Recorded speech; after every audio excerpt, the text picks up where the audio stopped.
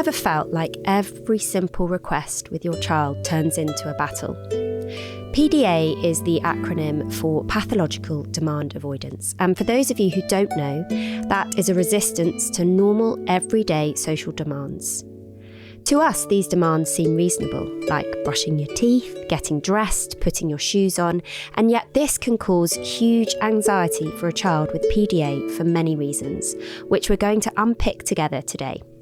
Elizabeth Newson, a British psychologist, investigated PDA as a separate disorder for autism in 1980, and by 1997 the PDA Society was established in the UK by parents of children with a PDA profile of autism. Something I really wanted to talk about is how these fascinating children with a PDA profile continue to challenge our parenting approach. It can sometimes feel like they are holding a magnifying glass over our everyday experience of raising children.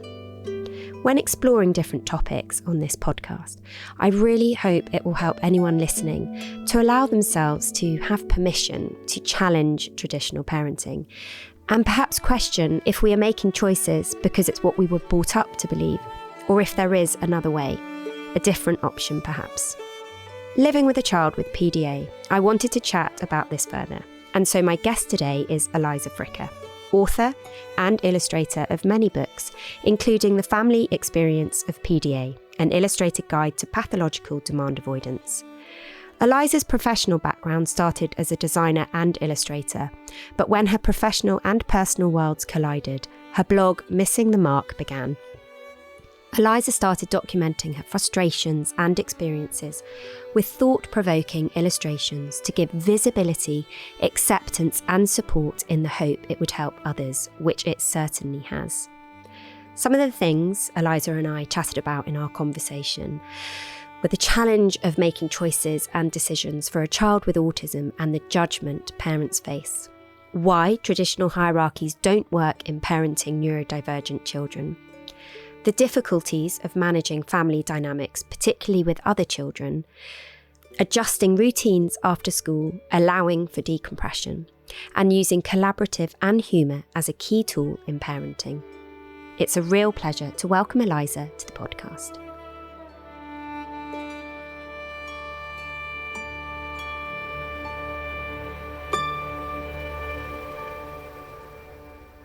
So, Eliza, I feel like we're in a coffee shop and you are the mum that I have wanted to sit opposite for a very long time, especially with your expertise on PDA, pathological demand avoidance. And as you were saying just before you came in, it was kind of that light bulb moment when I first read about PDA. Did you have a similar experience? Yeah, absolutely. Because I think for all of us, we are trying what is suggested. Plus, we've also got our historical inbuilt expectations and of parenting. And so I think we're really struggling with all of that and questioning ourselves as to why it's not working. And yeah, I don't think we're feeling great as parents. So I think when we come across PDA, and it resonates so much when everything else hasn't been missing the mark. You know, it's definitely been missing the mark. I think that, it is absolutely. I can't actually think of another term that is better than it being that light bulb moment. For people that are listening who might have only just come across PDA, can you just give a kind of top line of what PDA actually is? I find the full name quite gloomy because it has pathological in it. So that's quite a tricky word in itself. That's quite a hard and heavy word, but it is pathological demand avoidance. And the reason is because there is always an element of demand avoidance that we all have, particularly if we are feeling slightly anxious. But pathological is because it is there all the time for those people who are PDA or have a PDA profile. So it's still part of the autism spectrum, but it requires lots of creative and flexible thinking with that. And there is a drive for autonomy. In fact, someone renamed it pervasive drive for autonomy, which is quite interesting because that is the underlier really for someone with a PDA profile. it's a very different approach to our parenting. We have to give them or let them feel that sense of autonomy. That's really important. I feel like it's holding a magnifying glass over my parenting. So when you suddenly have to switch into a mode of almost putting yourself in the shoes of your child, when they get up in the morning, they are hit with a lot of demands, quite immediately. And that's taken me a lot of practice to sort of unpick. It's quite difficult, isn't it, to actually comprehend that? And I think I drew that in the book, that morning, for example, before school. If you think about the average morning of what's required, there are a huge amount of demands. Get dressed, brush your teeth, what do you want for breakfast? Those are all demands, external. But for the PDAer, they've also got the internal demands going on as well. So they're already thinking about those things. They already feel that pressure. One of the terms that I use quite a lot is pressure sensitive, which I think, again, is a really good way for people to get their head around what that's actually like for someone with PDA. They have this enormous sense of pressure all the time. And so for us as that family, the parent or the caregiver, it's very much how do we reduce that pressure or remove some of that pressure. So, for example, that morning before school with all those demands, how do we lessen those demands? And yeah, in the beginning, it's absolutely baffling, isn't it, as a parent, when you're thinking, I've only asked them to put their shoes on, why can't they do it? And there is an exasperation. I think we feel an enormous amount of guilt about that because we've all reached the end of our tether with that stuff before we have that understanding. We're like, why can they not just put their shoes on? I've offered them a nice bubble bath. Why are they saying no? Mm-hmm. I wish someone would run me a nice bubble bath. But I think as well, it's what I go through personally a lot about this sort of demand avoidance. And I know we'd like a lot of language to change in how we speak about neurodiversity, but just for argument's sake, this demand avoidance. For me, it was this huge relief, and especially reading your book, The Family Experience of PDA, and looking at your illustrations and them speaking to me on a level that I finally felt understood and heard as a parent. However, you try and explain to somebody else that my child won't do these things.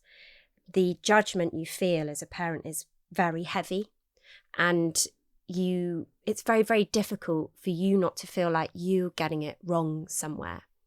When I was going through your book, you start off by talking about tolerance levels, which I think was really interesting about how with PDA, basically what's happening is the child is using that avoidance as a way to control their anxiety, which is basically the low level of what is going on. So their tolerance levels are going to be affected. Yeah, and I think we come with these unwritten rules around parenting, don't we? And if you have a child running around in the depths of winter in shorts and t-shirt, though those judgments are there, and other parents will think, well, you just need to try harder. And I think that's why, going back to that pressure sensitive, I think we're all under pressure. And we are under that enormous pressure as a parent parenting that PDA child, because those old narratives around parenting inevitably creep in. And it's very, very difficult when we are dealing with a child who is highly anxious and fairly restrictive in what they are able to do when they're highly anxious. We are not getting those green shoots or glimmers. And so we are not getting much feedback that the way that we're doing it for them is working. And so we're probably lacking in quite a lot of confidence at the same time. And that's why I say all of this has to work cyclically. We've got to get everything in sync with this stuff. It's so important. And I remember those times going through those school experiences, and they were very dark, low times, because I had a child who was trying to manage this environment of school that was demand laden. I wasn't there to be able to remove any of those demands. And it was a very, very difficult time. And so if I had known earlier on about even being able to offset that school day, which I didn't know about, I kind of was coming to those ideas myself, but knowing that, I didn't have to put my child at the dinner table after a school day. They could just sit with headphones on the laptop. I could put some food in front of them. I wouldn't even ask them what they wanted to eat. I would keep dialogue to a minimum, all those things. I was very late coming to this stuff. And that's why I feel really hopeful when I speak to parents and they are getting this knowledge earlier on, because I think, they're very fortunate to have this knowledge of their child. The earlier, the better, really. It's the revelation. Yeah. It's the revelation of, okay, I am making a choice here to reduce the demands I'm putting on my child. I am really thinking about which battles I'm going to pick.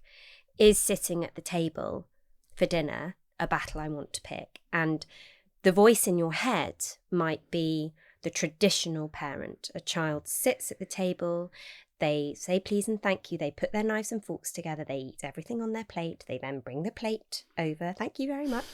And your child cannot. I mean, it is realizing in your mind your child is unable. It is not that they don't want to, or that they're being disobedient, or they're being naughty. They are just unable to sit at the table. So why am I going through this every single day? Who am I trying to please? Is this because I am trying to fit the mold of this sort of traditional parenting, and this is what we must do to help our children? Or am I thinking about what does my child, this individual child, need in this moment? But we still don't see these invisible disabilities. We would not be having these conversations if it was someone with something that was apparent and for everyone to see. But because it's internal and we can't see it, we are still questioning that. And I find that really sad. And I do hope that we kind of move forward with that. But we still have this, we still question ourselves all the time. And I speak to families who regularly just want to check in and almost have that sanity/reality check, because it's very difficult to stay steady in your lane with this stuff when everything we're surrounded by. Yeah. I remember thinking about, I really wish my child could send a thank you card. Yeah. Have you had that one? I mean, I write the thank you card and just hope for the name. I'll do anything. Because I remember after Christmas, it was a ritual. We would all sit down and we would write thank you cards. I mean, there is no way I'm going to achieve that.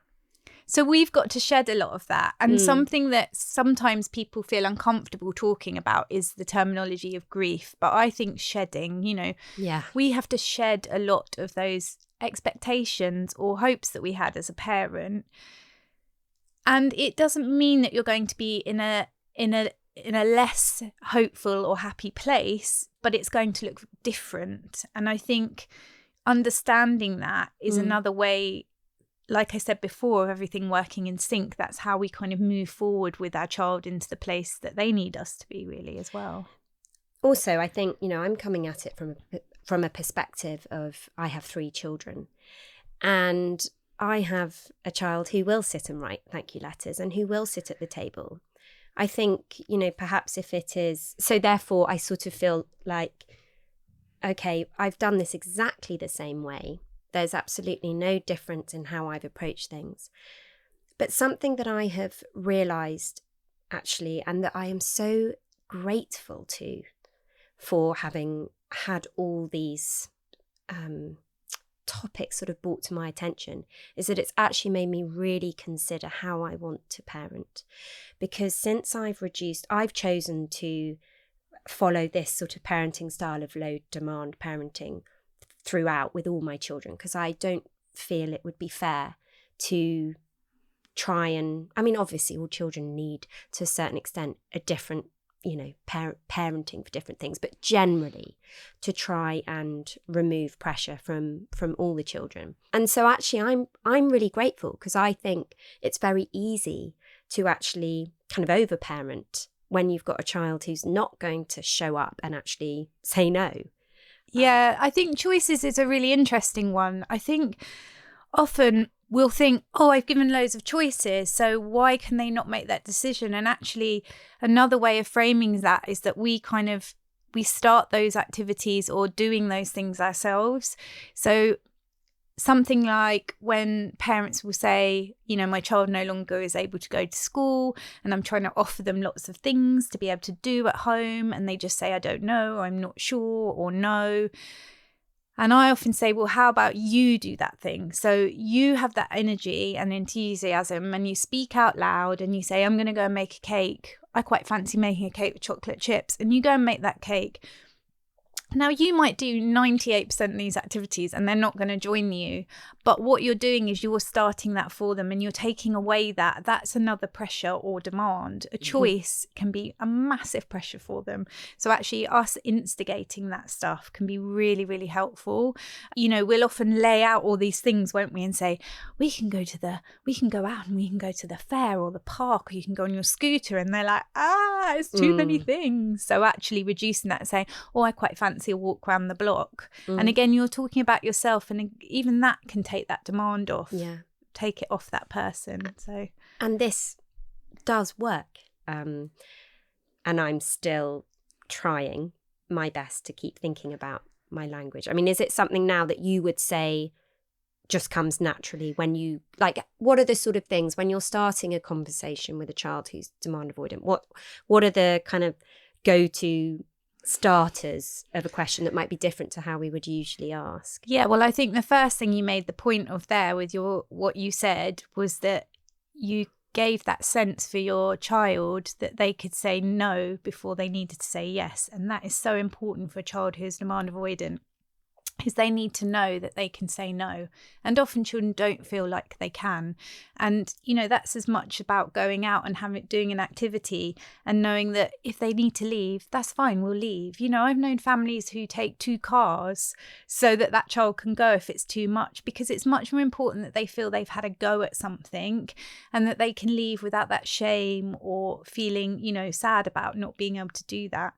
But I think in terms of the language, again, it's something that comes over time, but it is quite tiring as a parent or caregiver. And this is why I say everything we do supporting our PDA child is under the surface. You know, we're doing all this scaffolding, no one sees it, but a lot of it is thinking about that, being really observant and considerate in our language and how we present ourselves to them. And I think I've got a bit in that book where I'm saying different things you can start with, like, shall we, I wonder if, you know, you're taking that off, and often you're putting it on you rather than them. So even us saying to them, would you like to, do you want to, is a big demand. So if we put it on ourselves, I feel like, I wonder if, and you're creating a bit of curiosity and intrigue there as well.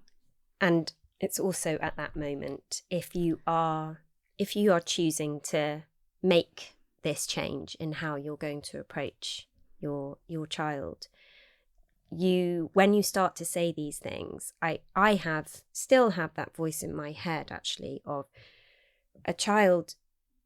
You should be able to tell your child what they're going to do, or the perceived judgment of what an onlooker might think to the way that you are, because it could almost look to an outsider who doesn't know what you're doing like you're not really bothering. But actually, there is a lot of internal work that is going on. There is so much forward planning. There is so much thinking ahead, your anxiety levels that you're trying to manage.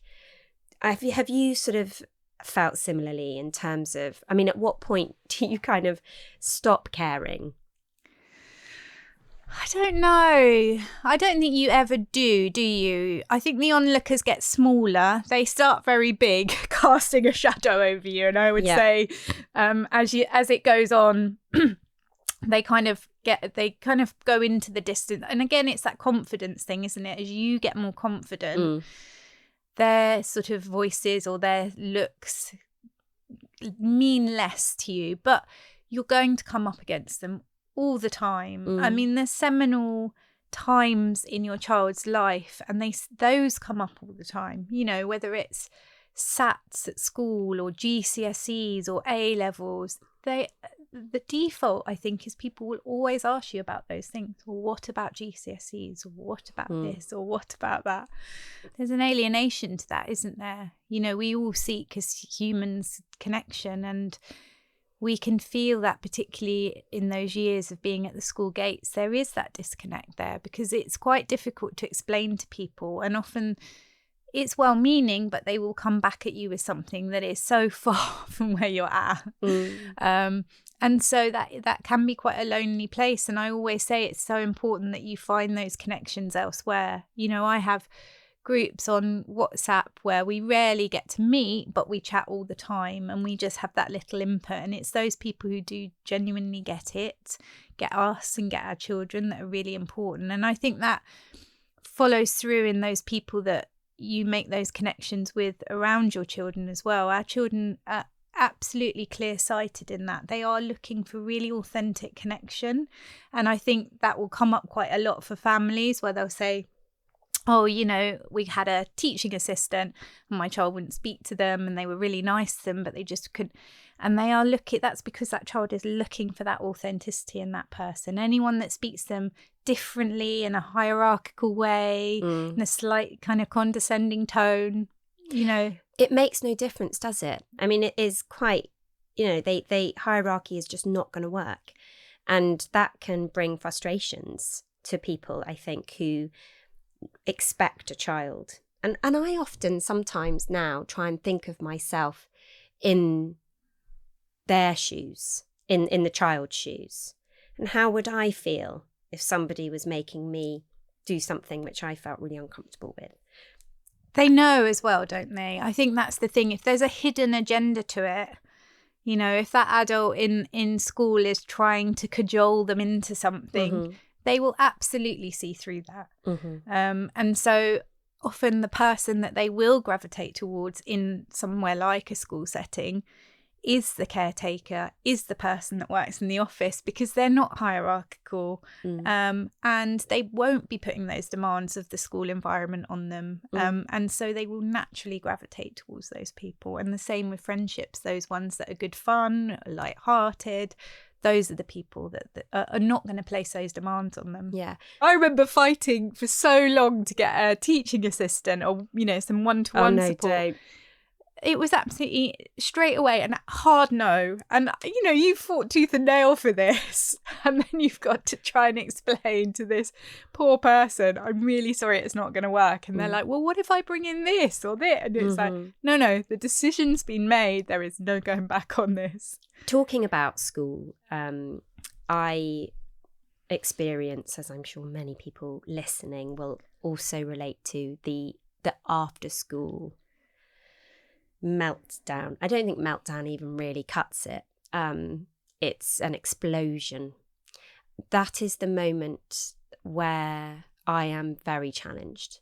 I'm also very stretched because I've got other children that need my attention, and the meltdown is so enormous that it's quite difficult to know where to start. Yeah, and that will often be even on the walk home as well. So you're out, you feel that demand, don't you? And that pressure of other people around you seeing what's happening. It's incredibly difficult. And I remember actually I used to think, I've just got to get in. I've just got to get in that front door and home. Yeah. But it would often be on that walk home. So again, even keeping your dialogue to a minimum. And that can look really strange to other people, because you've got all these children running out of school. Hi, you know, how was your day? Let's see what you've done. And you're keeping it very minimal. Because actually, if you think about a child who's had, it's layers, isn't it? And all day they've had it building up for them, building. And they could already be at capacity. And then you, the safe person, speaks to them. And that's it. That's enough for it to overflow and, you know, cause quite a big meltdown. So even that, keeping dialogue. What are your tactics when you get through that door? Again, just keeping that dialogue to a minimum, you know, putting food next to them, because even saying, would you like something to eat, is another demand, and they maybe can't even handle that. So leaving, I used to do snack plates, an array of things by them. Headphones, laptop or iPad, and just leaving them to decompress and not going over and chatting or anything. You could sit by them, but not kind of using too much communication at that time. How many new hobbies have you learnt through your child? What, the start stops? I'm just about perfecting something and then we're on to something else. Yeah. I think it's very rare to see a task followed from beginning to end.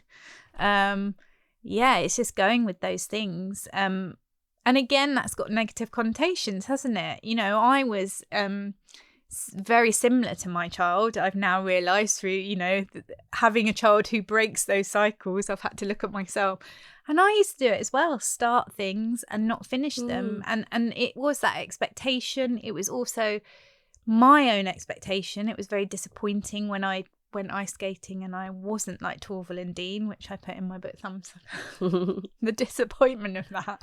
So, you know, it can often be that disappointment for that young person, but it can also be many different elements and not what they thought it was going to be. So again, reframing that in our head that it's a way they're just trying things, they're trying it out, trying to see, does that work for me? Does that work for me? And again, not putting that kind of shame around that stuff when it doesn't work out, or we've spent however much on a judo kit or whatever it is, and then they don't do it. Because I think we often can't help ourselves, can we? We put those things in. We sort of say, oh, well, I've spent loads of money, or I've booked this now. And trying to take those things off, because for those pressure sensitive children, they are so sensitive to that. They're so sensitive to that disappointment or the change in our tone of voice. They are hyper vigilant to all of that. So we've got to be really aware of ourselves.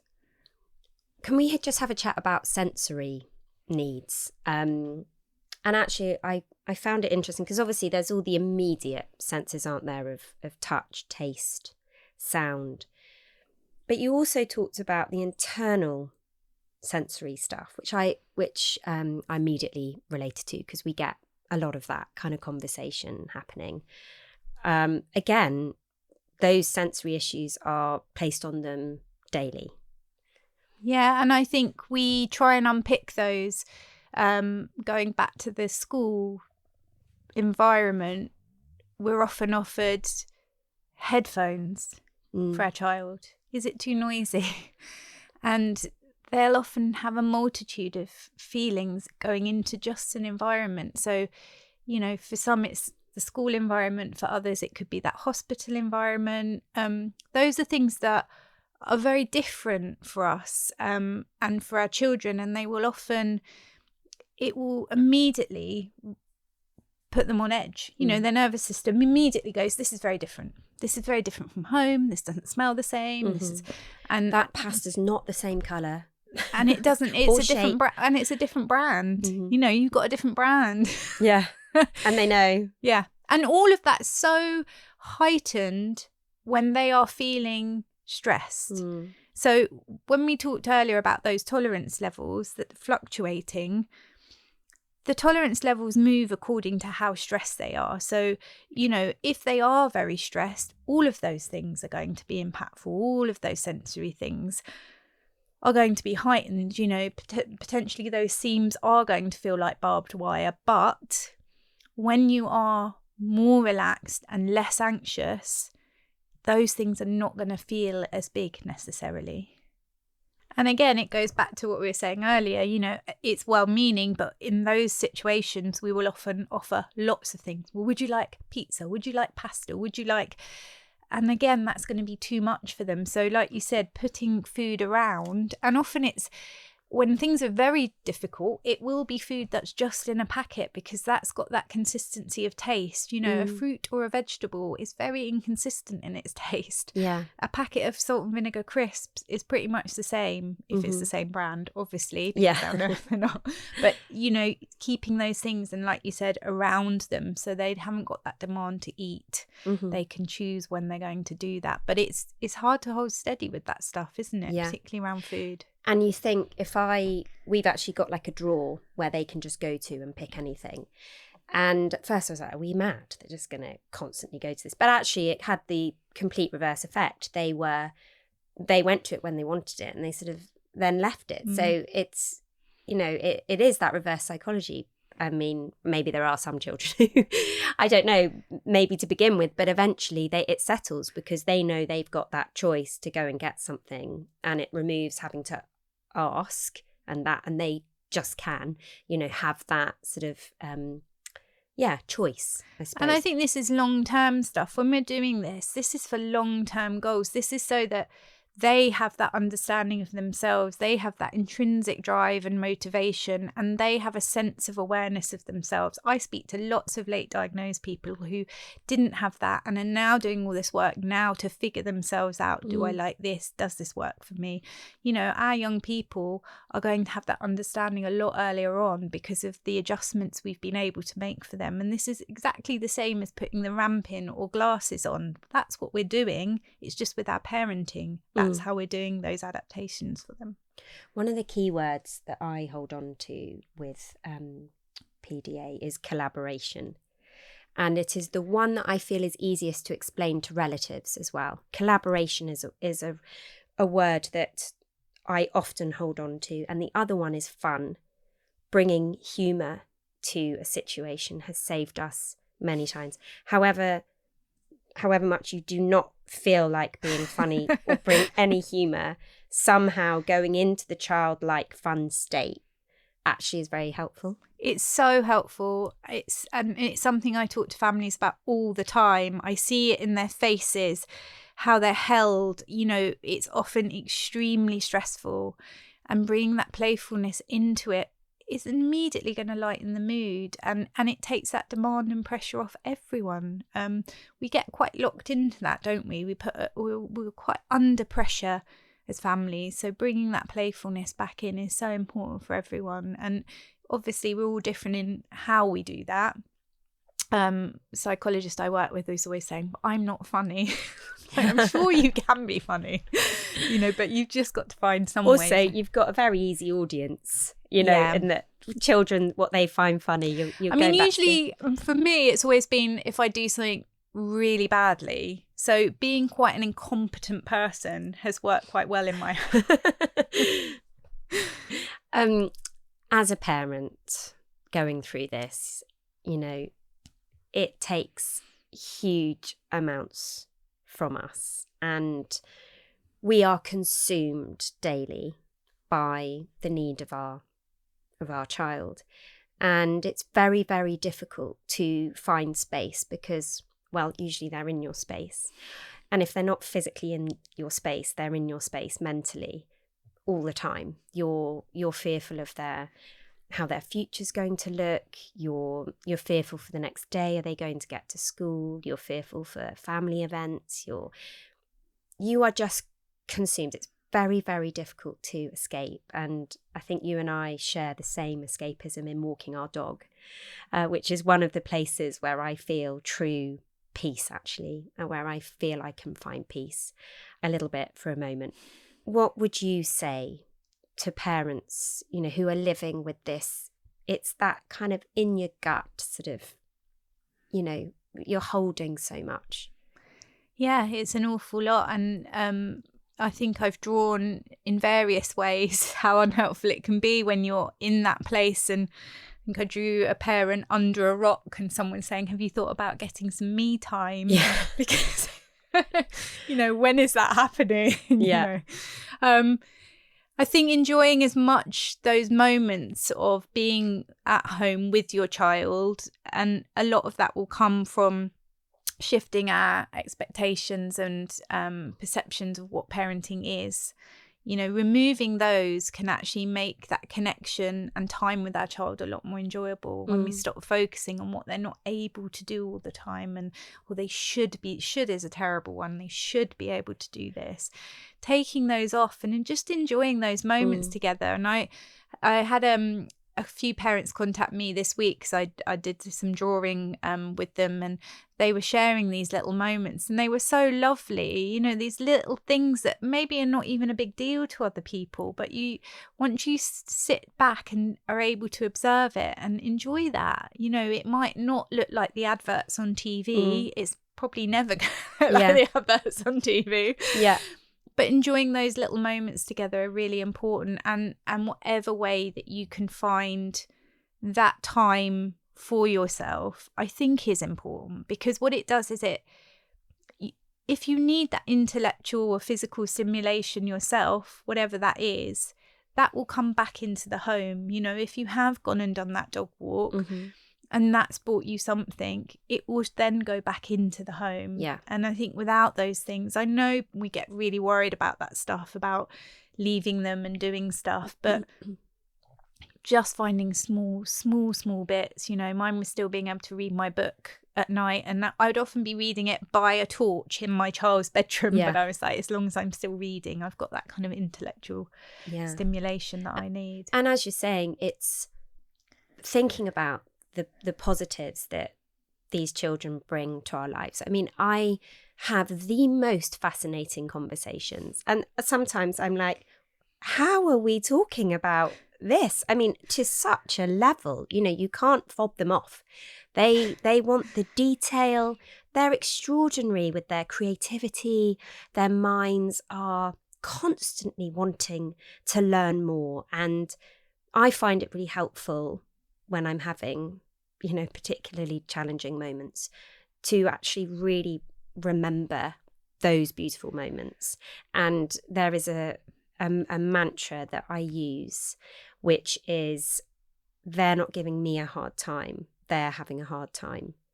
There's a lot of self-work that needs to be done. And, you know, I suppose by having these conversations like I'm having with you, and your illustrations that just give so much empathy and visibility to situations which we all feel really alone in, I hope will make the people listening now feel there's a bit of a hug and a bit of a sense of community feeling, that we understand, you know, you're not alone.